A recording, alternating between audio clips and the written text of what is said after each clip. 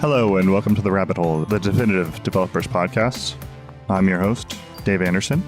With me today, we have the co-host slash guest extraordinaire slash superhero, Sophie Creutz. Yeah, I think you're just bagging all those titles, like slowly moving up the ranks. Thanks for the introduction. That's a great one. Yeah, so today on the podcast, we are going to try to answer the question, when should you pair program and what should you pair on? Yeah. So, Dave, have you ever tried to pair on something other than programming? Yeah, I think we just did it kind of because we were pairing on an outline. We were writing a document in a collaborative exercise a little bit. Right. We were creating it together in real time. Yeah. The seed that kind of shared this or started this conversation was a story that you had that I thought was really interesting. Oh, yes. So I decided that I wanted to try and call Australia. And I figured that maybe it was something that I could pair on with another smart, capable individual. You can always rubber duck, of course. We might be familiar with the concept of rubber ducking. It's when you talk out loud to an inanimate object as if it is a person. Often this inanimate object is a rubber duck. Oh, goodness. Dave is showing me an amazing rubber duck right now. It's green and it has a purple mohawk. It's kind of wild. Yeah, put that in your mind's eye, dear listener, if you ever need to. Rubber duck. It's the duck with all the answers. Or at least some Isn't attitude. That great? If it doesn't have the answer. Yeah, not to go down a rabbit hole here, but it's almost as if you can draw a parallel to something like the flying spaghetti monster in the sky. I guess so, yeah. Yeah, I think that's interesting. So it's like you have this problem. No amount of code will solve this for you. I guess you could look up a library and you could probably use Twilio or something and call Australia. Right. Isn't that the senior developer go-to? Is there a library or a package that I can use for this to solve this problem? NPM install this and increase my bundle size with no regard. Fantastic. Calling Australia. I looped in a fellow Strider programmer and we worked on doing that together. And we asked each other questions such as, what's the exit code? Do we need an exit code? What about a country code? What about, do we need to actually type in that plus sign in order to call this number from a cell phone all the way across the world? So it turns out the answer is yes. But through the process of talking about this with another individual, we were able to surface some of these questions and get closer to an answer. Yeah, that's true. And I guess like kind of also not feeling maybe like a little less stuck than you might be just staring at your phone or looking at an article online and being like, okay, like, am I ready to try this? Am I going to like incur the wrath of my telephone company or whatever? Exactly.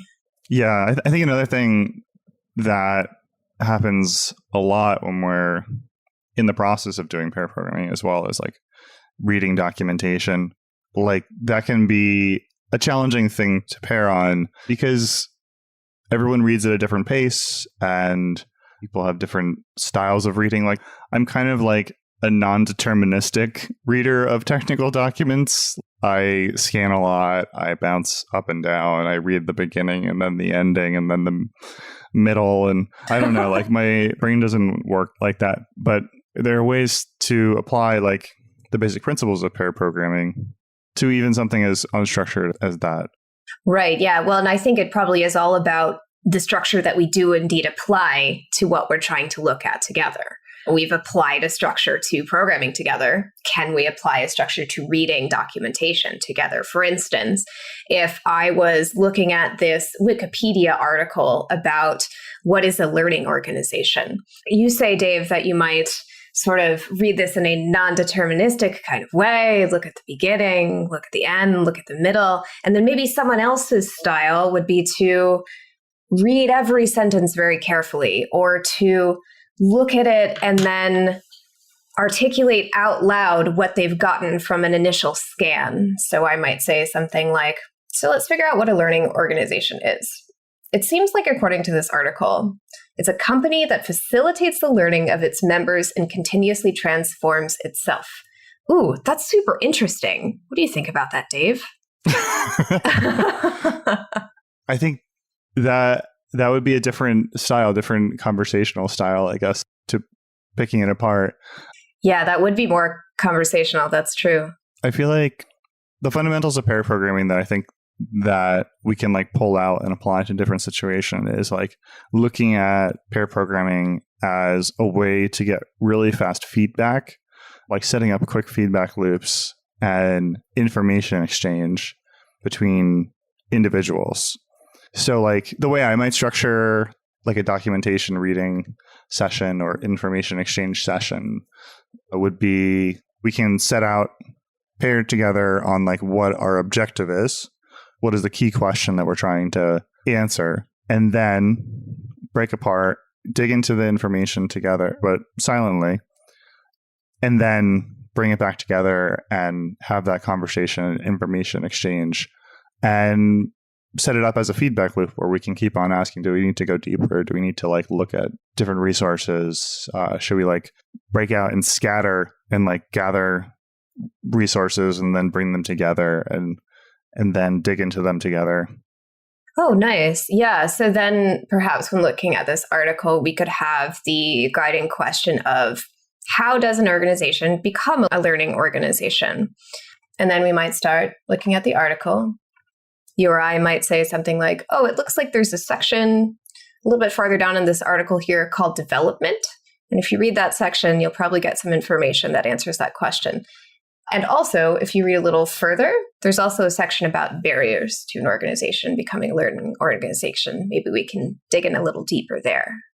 Yeah. And I might like, I mean, if we're looking at this particular topic, I might ask like, how do you break it down into smaller things? Like, okay, like the organization is one thing, but if we look at a team or an individual, like how do those same principles like scale at different levels? So I think there's a lot of different angles that you can go at and then kind of bounce off each other and have more creative thinking because you have a second brain that you're bouncing off of. Yeah, it's sort of like the yes and that occurs when you're bouncing the idea off of someone else, which if you're not familiar with yes and, it's a technique originally taken from comedic improvisation where you say yes to everything that happens and then build on top of it. Yeah, it can get pretty absurd, but the pair programming is grounded in reality, I guess, a little more. Oh, yes, of course. But I do think that the way that that can apply is in thinking about ways in a very positive way and structuring things from a growth mindset. All right. So we dove in there a little bit to pair programming documentation together. And this sort of begs the question of what if you really hate pairing on things? And I know there are folks out there who it's just not their style. In fact, I have a quote here from an article about how it might not be quite the right thing. And the quote is, if they anger, annoy, depress, stress, or otherwise deplete the engagement of developers who don't handle them well, surely that's a net negative, not a win. So yeah, this is referring to pair programming as causing these things. Right. I mean, I think those are all kind of like emotional things where it's like, I am feeling restricted. I'm feeling held back and frustrated by this experience. Yeah, frustrated, maybe not feeling heard, maybe not exactly sure how to participate. My devil's advocate response to this might be, well, maybe it's not so much that you don't like pair programming, it's that you might want to examine how you're doing the pair programming. And I think that there's also like kind of a challenge of, first of all, like you do have to have a conversation about like how often you actually want to do pair programming or how often you want to have that kind of like deep collaboration, which kind of, I guess that could be like a reframing of it. Like how often do you want to like collaborate like really intensely with people on problems? Because it doesn't have to just be programming or coding. It can be any of the things that we've been talking about.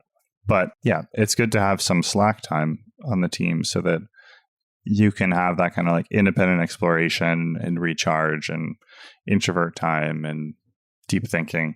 Yeah, absolutely. Put your headphones on, get in the flow state with something.